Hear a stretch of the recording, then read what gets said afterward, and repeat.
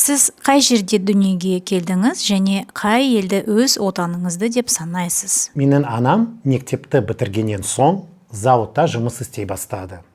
Менің әкем әскерге қызмет етуге кетті.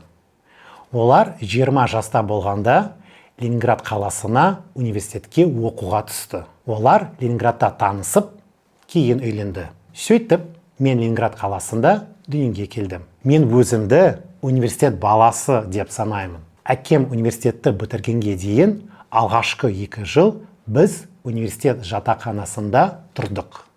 Мүмкін сол себептен мен білім беру саласымен айналысқым келген шығар. Өмірімнің алғашқы жылдары университет қабырғасында студенттер арасында өтті. Университетті бітіргеннен соң әкем және оның ата-анасы біздің Волгоградта тұруымызды қалады.